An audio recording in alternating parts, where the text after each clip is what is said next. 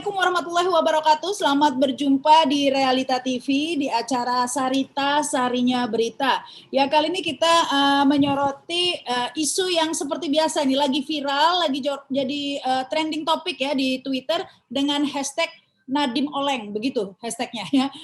Ini tentunya terkait dengan Permendikbud nomor 30 tahun 2021 yang mengundang banyak pro dan kontra. Maksudnya sih sebenarnya baik ya, karena Permendikbud ini adalah mengatur tentang pencegahan dan penanganan kekerasan seksual di lingkungan perguruan tinggi. Entah nggak tahu apa urgensinya ya, kok mungkin ada kasus apa ya, kok tiba-tiba terus ada keluar Permendikbud ini, saya nggak tahu ya, saya nggak ngikutin.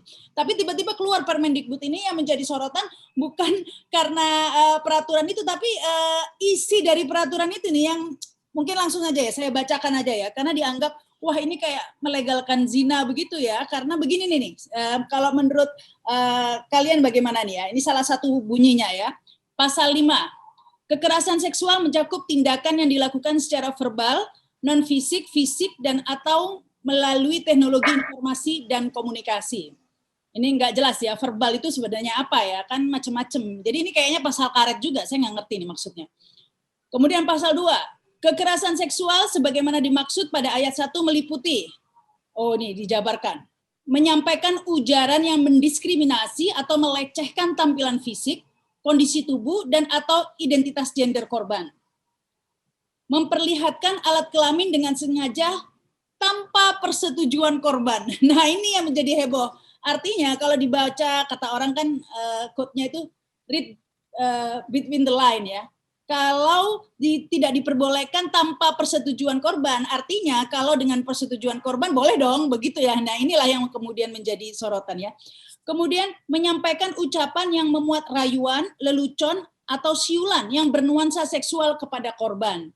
Ini juga pasal karet menurut saya, karena kalau di asal saya itu Surabaya, kalau ada cewek cakep lewat tuh selalu di-sweet-sweet, disiuling.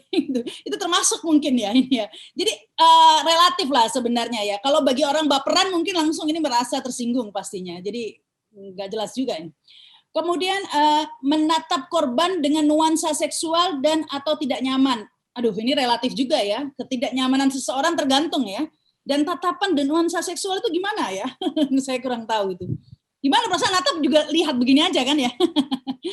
Kemudian mengirimkan pesan, lelucon, gambar, foto, audio atau video bernuansa seksual kepada korban meskipun sudah dilarang korban.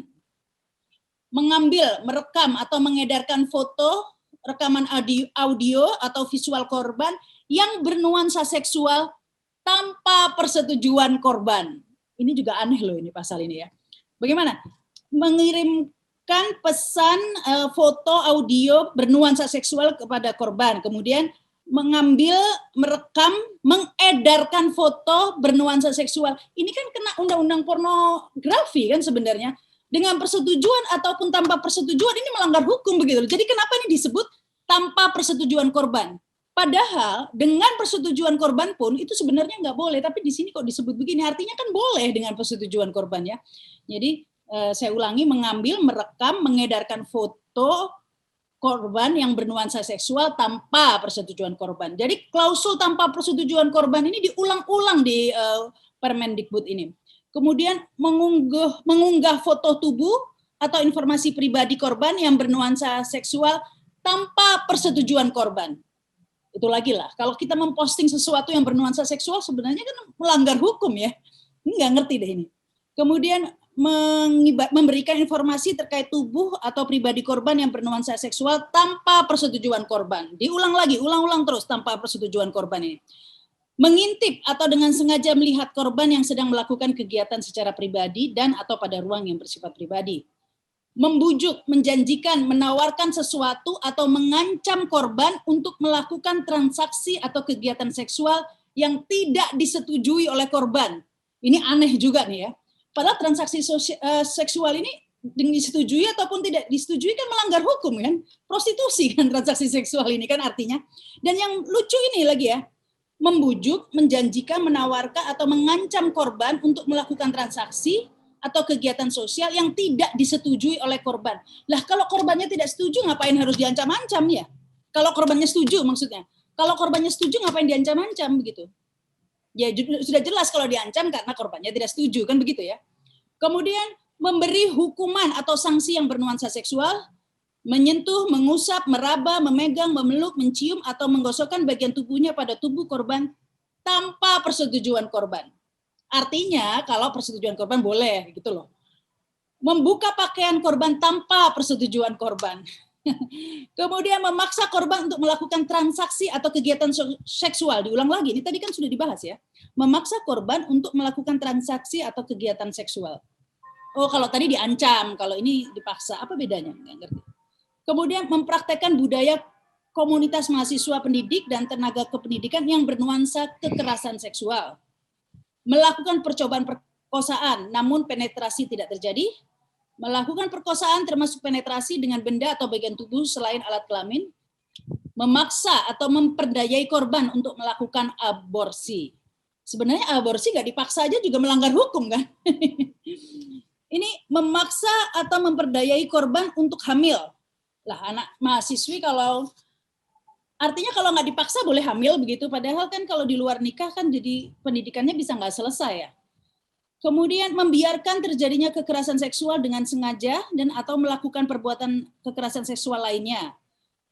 Nah, ini ada klausul lagi yang memperjelas tanda tanya publik ya, karena di sini disebutkan persetujuan korban sebagaimana dimaksud pada ayat 2 huruf B, F, G, H, I, dan M dianggap tidak sah jika korban A. memiliki usia belum dewasa sesuai dengan ketentuan peraturan undang-undangan.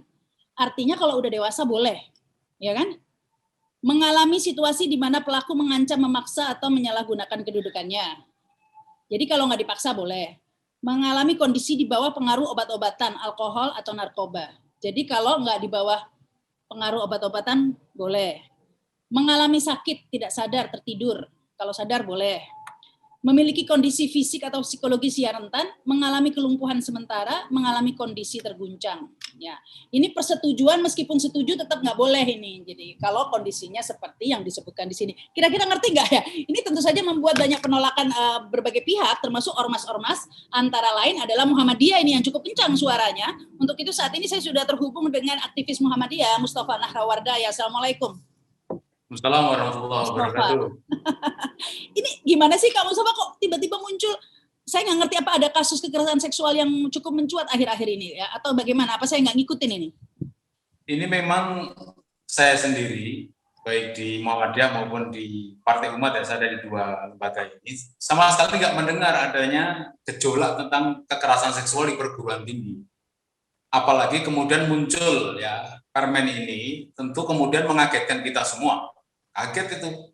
Yang pertama memang ini saling mengagetkan, produksi atau namanya penyusunan pasal-pasal ini amburadul sekali. Tadi Mbak Sarahma barusan membacakan pasal 5 tadi, ya, pasal 5 itu yang ayat 3 kalau nggak salah itu disebutkan kalau persetujuan korban itu tidak berlaku jika, ya. Jadi lengkapnya begini, persetujuan korban sebagaimana dimaksud pada ayat 2 huruf B, F, G, H, I, dan huruf M dianggap tidak sah dalam hal korban. Yang pertama itu lucu itu, memiliki usia belum dewasa. Nah, ini kan permen untuk perguruan tinggi, bagaimana mahasiswa belum dewasa? Maksud saya yang jenius ada perguruan tinggi.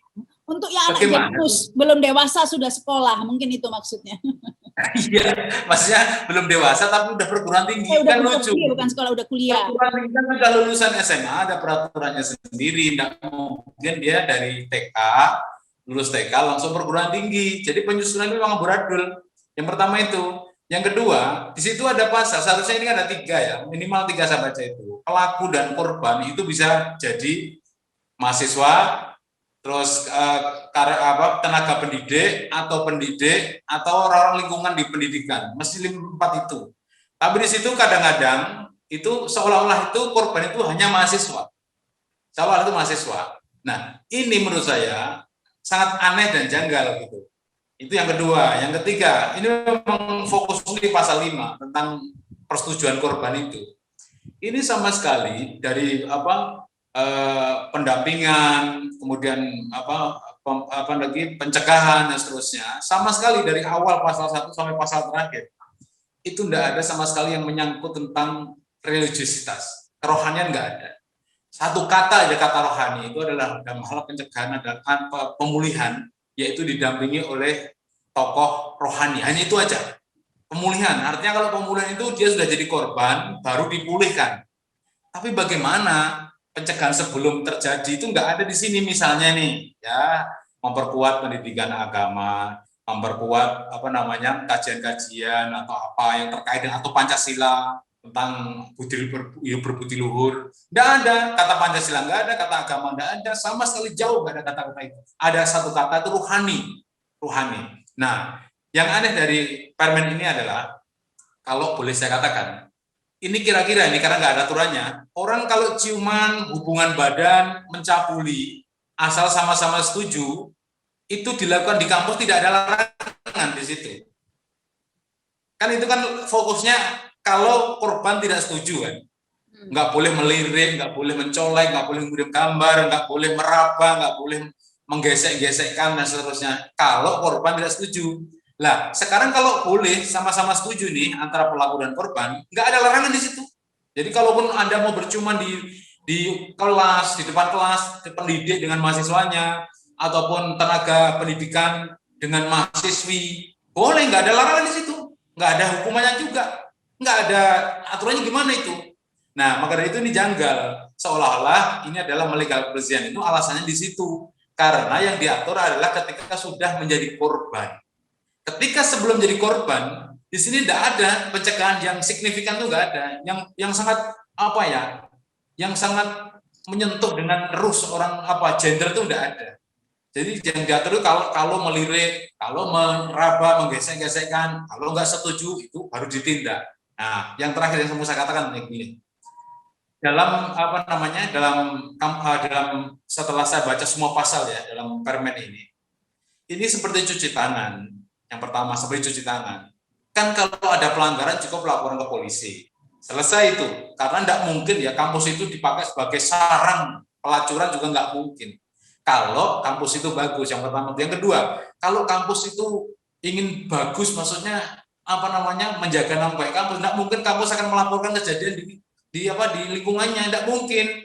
Karena apa? Kalau setiap saat dia lapor kepada polisi misalnya, atau melapor kepada tim pencegah pemulih itu, tidak mungkin terjadi. Rektor akan melindungi lingkungannya dari kabar-kabar buruk yang menimpa institusinya, tidak mungkin akan melaporkan. Nah, ini yang terjadi nanti kalau ini mau diberlakukan. Tapi sekarang saya nggak yakin ini akan diberlakukan, karena pembuatan permen itu dalam rangka untuk seperti kita bikin baju. Saya bikin baju hitam ini, penjahitnya pasti seharusnya harus tanya dulu kepada pemakainya kan, ukurannya gimana, warnanya apa, cocoknya lengan panjang, lengan pendek, warnanya seperti apa, bentuknya seperti apa, mau dipakai untuk apa.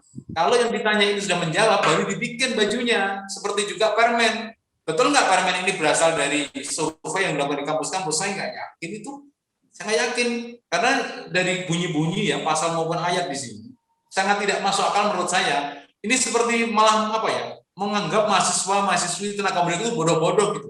Mengajari kita itu malah kayak gini namanya seks, membuka alat baju, menunjukkan alat kelamin. Ini kan pelajaran-pelajaran dasar, tidak perlu lagi seperti usia mahasiswa itu diajari. Lalu ya di akhir-akhir ayat itu, dalam penindakan itu, bayangkan coba, korban membawa saksi.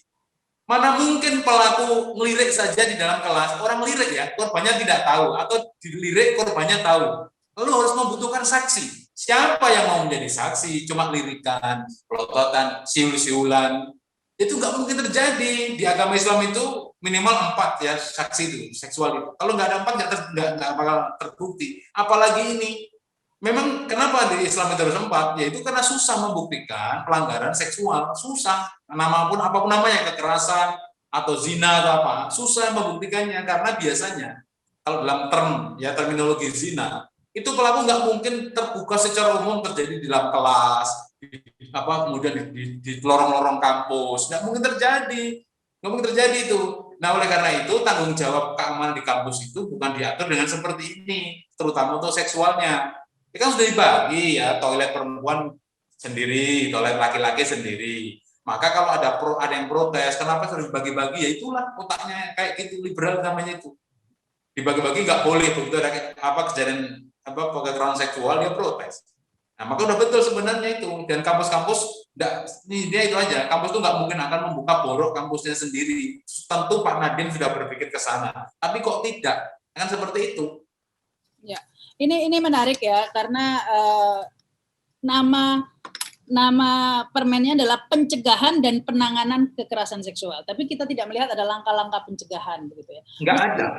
Meskipun tadi disampaikan kita tidak melihat urgensinya kenapa tiba-tiba ujuk-ujuk Permendikbud ini keluar. Tapi tentu saja saya tidak menampik bahwa pasti di lingkungan perguruan tinggi juga banyak terjadi kasus-kasus kekerasan seksual ya. Bahkan seks bebas malah ya, sebagai pangkal sebelum terjadinya kekerasan seksual begitu ya. Nah inilah bahkan dulu kan pernah itu tren waktu saya masih kuliah itu dimuat di majalah Tempo, tren ayam kampus begitu kan ya, prostitusi begitu. Tetapi ini tidak apa-apa karena kan setuju ya, yang menjadi ayam kampus kan setuju, nggak dipaksa. Di sini nggak apa-apa jadi ayam kampus ya, karena orang setuju. Ya ini yang aneh. Kenapa kalau memang mencegah penanganan kekerasan seksual, kalau mencegah seharusnya yang pertama itu seks bebasnya dulu dicegah, karena kekerasan seksual kerap kali timbul akibat seks bebas, main prostitusi akhirnya dapat klien yang sadomasokis dan terjadilah kekerasan seksual, kan seperti itu begitu. Seharusnya kan akarnya yang dilarang dengan di sini tuh pencegahannya itu terfokus pada pengulangan supaya nggak terulang kembali, bukan pencegahan agar tidak terjadi. Kan ini seperti itu yang disebut seks bebas itu kan ada rinciannya itu yang Mas Sarita baca itu ada banyak item kan, melirik, kemudian menggoda, merayu, merajuk, apalah banyak sekali itu itemnya itu. Itu bukan mencegah itu terjadi, tapi supaya nggak terulang kembali. Fokusnya ke situ kalau saya simpulkan. Nah, kalau supaya nggak terjadi, itu lebih bagus. Maka nanti dikaitkan dengan Pancasila, pasal berapa, sila berapa, dengan pendidikan agama, seperti itu. Maka di sini ruang agama itu nggak ada. Ini seperti peraturan menteri yang terjadi di negara-negara Rusia, Cina, seperti itu, mirip seperti itu. Nggak seperti di negara Indonesia yang mayoritas beragama, seperti itu. Maka saya maklumilah kalau kemudian banyak ormas Islam itu menolak supaya ini dicabut seperti itu.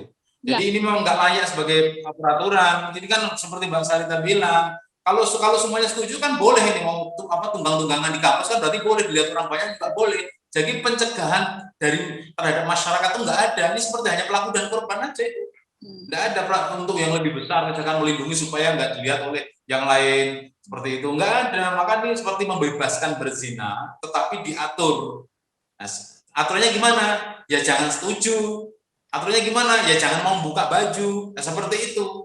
Tetapi kalau saling setuju, kamu juga bisa zina di luar dimanapun. Yang penting saling setuju. Seperti itu. Termasuk aborsi tadi. Tanpa persetujuan pun parah. Saya agak nggak ngerti ini kenapa klausul tanpa persetujuan korban ini diulang-ulang sekali di Permendikbud ini. Padahal misalnya memaksa atau mengancam untuk melakukan transaksi kegiatan seksual begitu kan. Ini bisa prostitusi juga tanpa persetujuan korban. Kenapa sih mesti ditulis tanpa persetujuan korban? Padahal dipaksa aja itu sudah tidak nyaman ya, orang dipaksa itu ya pasti nggak setuju kan ya. Nah, kalau setuju ngapain dipaksa gitu kan? Nah, ini kenapa sih kok seperti nggak penting gitu dimuat tanpa persetujuan, seperti digarisbawahi dan diulang-ulang begitu?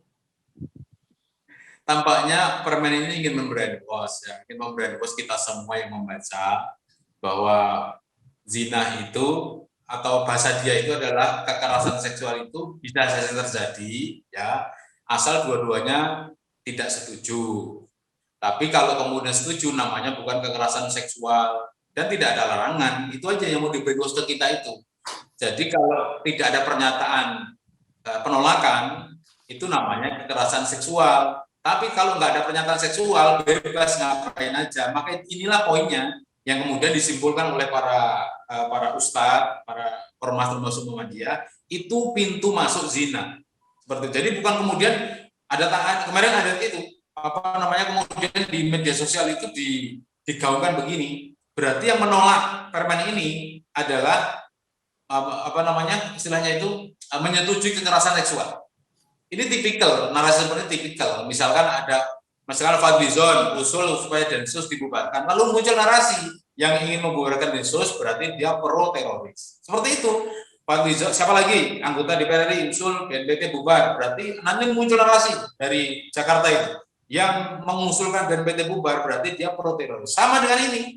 Muhammadiyah ya meminta untuk dicabut permen ini. Lalu muncul narasi yang tidak setuju dengan permen ini berarti dia setuju dengan kekerasan seksual. Ini sudah kaset lama, kaset lawas yang diputar-putar. Bahkan mulai kemarin lusa itu muncul di berbagai media sosial banyak sekali, jadi di bom tweet namanya, ini berbayar ya, yang menulis begini, dear apa namanya, bahasa Inggrisnya itu dear Muhammadiyah, ya, dengarkan Muhammadiyah, saya dulu pernah dicabuli ketika saya sekolah di SD Muhammadiyah, itu muncul seperti itu, dan saya takut untuk melaporkan, maka ini perlu permen ini, zaman SD, sedangkan ini adalah masa kuliah, tapi ini kan membangun opini, seolah-olah yang menolak dan menginginkan pencabutan permen ini. Di lembaganya itu ada masalah pro terhadap kekerasan seksual, dan ini tampaknya digerakkan oleh pihak-pihak tertentu yang orang menyebutnya sebagai buzzer rupiah seperti itu. Jadi digerakkan. Ya biasalah selalu di medsos itu ya, kalau ada yang menolak kemudian adalah narasi yang seperti Kak Tova tadi katakan ya, yang nggak setuju berarti ini. Saya jadi pingin niru ini. Pokoknya yang nggak subscribe YouTube channel Realita TV berarti mendukung kekerasan seksual. Udah itu aja Bu. Subscribe dong. Nah, ini pesan-pesan sponsor. Ya kita lanjutkan lagi. Tadi saya setuju sekali kata Kak Tova ya, bahwa kalau membaca Permendikbud ini seakan-akan kita merasa roaming gitu ya. Kayaknya membaca peraturan di Amerika atau di mana ya memang pemahamannya seperti itu, karena kita semua tahu di Indonesia ini kan masih menjunjung nilai-nilai bahwa hubungan seks hanya bisa dilakukan dalam pernikahan gitu.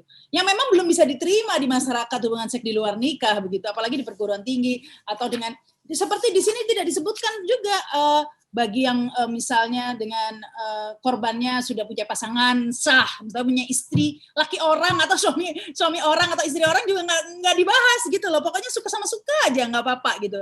Nah nilai-nilai ini seperti hilang semuanya, termasuk LGBT nggak dibahas juga. Jadi kayaknya semuanya boleh, yang penting setuju. Ya persis kayak di Amerika jadinya ya nih, Pak Tova. Jadi ini digiring ke keinginan Barat, terutama Amerika. Saya nggak tahu apa karena penyusun atau ya pengusung ide ini pernah lama sekolah di sana. Saya nggak tahu siapa yang memiliki ide ini. Belum tentu Pak Menteri ini. Bisa jadi kelompok. Ditandatangani Pak Menteri, sudah ditandatangani Pak Menteri loh ini. Ya meskipun ditanda Pak Menteri, tapi kan Pak Menteri belum tentu membaca semuanya lah. Pak Presiden aja pernah begitu juga, saya nggak mau membaca dan seterusnya dokumen-dokumen itu. Pak Menteri mungkin nggak sempat juga. Jadi kalau Pak Menteri kemudian sadar ya setelah hari ini membaca permen ini kemudian banyak himbauan, masukan, sebenarnya Pak Menteri kemudian membuat perubahan, koreksi diri. Nggak mungkin Pak Menteri itu paling benar. Ini kembali ke sana lagi. Nggak mungkin Pak Menteri itu paling benar, yang lain salah, nggak mungkin begitu. Jadi tolong ini masukan-masukan itu dicerna, digagas kembali, kemudian dilakukan tindak-tindakan ulang. Tidak semua produk hukum itu kemudian memiliki kebenaran absolut seperti itu. Pasti punya kelemahan, karena ini akan diterapkan kepada para operator-operator yang ada di perguruan tinggi. Dan saya nggak begitu yakin ini akan disetujui oleh para rektor-rektor se-Indonesia ya. Mereka diam bukan karena setuju, tapi karena takut untuk protes kepada Pak Menteri Nadiem seperti itu. Tapi yang jelas, Kak Tova, tapi yang jelas sudah disetujui oleh Menteri Agama ini. Padahal kan banyak dari orang-orang yang menyayangkan ya, kenapa peraturan ini tidak menyinggung-nyinggung agama, di mana memang itu sebagai pegangan hidup masyarakat kita ya, selalu nilai-nilai agama, seks bebas juga melanggar nilai agama, itu tidak disinggung sama sekali peraturan ini. Tapi Menteri Agama tercinta, Yakut ini, sudah malah membela, bahkan menyetujui loh ini Kak Tova. Ini baru kali ini ada peraturan menteri yang kemudian diperkuat oleh persetujuan menteri yang lain. Baru sekarang ini. Mana pernah ya menteri membuat permen, kemudian ada menteri lain mengatakan saya mendukung peraturan menteri Anda. Itu malah nggak masuk akal, janggal. Ada apa sih kedua orang ini sehingga menyatakan saling dukung pakai surat itu Pak Menteri Agama, itu ada suratnya di situ yang diupload di Kementerian Agama itu, dan saya sudah baca. Aneh menurut saya, bagaimana kemudian Menteri Pendidikan mendapatkan masukan dari rakyat sendiri, mendapatkan respon dari masyarakat, terutama tokoh-tokoh masyarakat, tapi kemudian Menteri Agama memberikan dukungan secara resmi pakai surat, ditandatangani, di situ tertulis stempel elektronik segala dan seterusnya. Seolah-olah kalau nggak didukung itu kasihan seperti itu, seolah-olah seperti itu. Tapi menurut saya ini janggal. Menteri itu memiliki tim yang kuat ya. Ada menteri tim apa misalkan buat apa namanya penyusunan akademisnya. Mereka udah punya analisis akademis dan seterusnya, udah punya mereka itu. Nggak perlu didukung-dukung dari kementerian lain. Dan apa urusannya? Kecuali Menteri Agama itu merasa sedih, merasa prihatin karena dalam pasal dan ayat dalam permen itu nggak sama sekali bau-bau agamanya nggak ada gitu. Kemudian Menteri Agama membuat dukungan apabila revisi ada oleh kementerian kemudian ditambahin bau-bau agama dalam rangka apa? Ya memang menjadikan Indonesia orang beragama, orang beradab, memiliki adat budaya. Kalau kemudian itu ditabrak semuanya dibikin seperti orang Barat, tentu akan banyak masalah dan tabrakan di depan, banyak yang protes, banyak yang tidak setuju dan seterusnya. Karena begitu, itu intinya di situ sebenarnya. Tapi mau ngomong pada takut, kenapa permen ini sama sekali nggak ada bau-bau agamanya, itu aja. Tapi orang pada takut ngomong. Ya. Seperti itu. Selain itu, meskipun katanya sini diperintahkan agar perguruan tinggi membentuk semacam satgas gitu ya dalam Permendikbud ini, tapi saya juga bingung ini bagaimana implementasinya. Seperti dikatakan Kak Tova tadi, bingung juga karena ya peraturannya sebenarnya lebih ke kontroversinya ya, karena tadi itu yang diatur malah pandangan bernuansa seksual. Ini kan relatif sekali ya, seperti apa pandangan bernuansa seksual ini kagak ngerti ya, apa mungkin mandang ke daerah-daerah tertentu mungkin ya, maksudnya ke anggota tubuh gitu ya. Jadi diksi yang dipakai oleh penyusun permen ini memang sangat rapuh ya, pemilihan kata-kata itu sangat rapuh sekali. Dia maunya ini kan seperti gini loh, kalau bunyi-bunyi dalam pasal apapun itu regulasi bentuk undang-undang atau permen, pergub dan seterusnya, biasanya nggak ada yang jelek gitu. Bunyinya biasanya nggak ada yang jelek. Biasanya penyalahgunaan wewenang terhadap undang-undang itu, terhadap permen itu nanti yang bermasalah. Nah, kalau ini mulai dari pemilihan kata, diksi, penyusunan kalimat, kemudian penyusunan ayat dan pasal, ini sudah amburadul. Apalagi nanti dalam operasional di lapangan, saya yakin akan banyak terjadi penyalahgunaan wewenang seperti itu. Sekarang di sini di akhir permen ini ditulis di situ pasal dan ayat akhir-akhir itu tentang satgas yang tadi Mbak sebut itu. Rinci sekali bagaimana seleksinya, apa tugasnya, asalnya dari mana saja, dan ini seperti menambah beban. Perguruan tinggi itu tanpa itu aja sudah berat. Perguruan tinggi itu kalau hanya satgas itu cukuplah tuh, kasihkan ke polsek saja selesai. Ada masalah lapor ke polsek, nanti disidik dan seterusnya, tidak ada masalah. Nggak perlu kayak gini, nambah kerjaan kampus saja itu nggak fokus ke pendidikannya. Terkecuali misalnya nih ada survei dalam setahun terakhir hampir 90% perguruan tinggi itu ada korban perempuan yang menjadi korban kekerasan seksual misalnya. Nah, dalam ini tim seleksi, bayangkan tim seleksi itu salah satunya berasal dari kampusnya, dari pihak pendidik, dari tenaga pendidikan, dari mahasiswa. Di situ ditulis 2/3-nya itu adalah perempuan. Seolah-olah itu di situ yang dikatakan bahwa yang menjadi korban itu adalah perempuan saja. Gitu. Padahal yang namanya kekerasan seksual itu penyebabnya dua hal. Kalau nggak laki penyebabnya, perempuan juga menjadi penyebab. Kan seperti itu, nggak mungkin kemudian seperti korbannya itu hanya perempuan saja. Enggak begitu. Dua-duanya itu terlibat. Kita memang tidak tahu ya apa yang melatar belakangi permen yang kata Kak Tova tadi amburadul begitu ya. Apalagi mungkin tidak ada survei yang mengatakan bahwa memang tingkat kekerasan seksual ini begitu tinggi akhir-akhir ini, tidak. Yang dulu saya pernah ingat ada survei berapa persen anak SMA tidak perawan begitu ya. Tapi nggak diatur juga di permen ini, karena kalau nggak perawannya suka tambah suka nggak apa-apa begitu. Ya jadi ya inilah mungkin ini semoga didengar ya suara publik agar direvisi begitu ya permintaan Muhammadiyah. Baik, terima kasih Kak Tova, Mustafa Nahrawardaya. Terima kasih juga yang sudah menyaksikan tayangan ini. Jangan lupa subscribe dan komen. Saya Rahma Sarita. Sampai jumpa. Wassalamualaikum warahmatullahi wabarakatuh. Wassalamualaikum warahmatullahi wabarakatuh.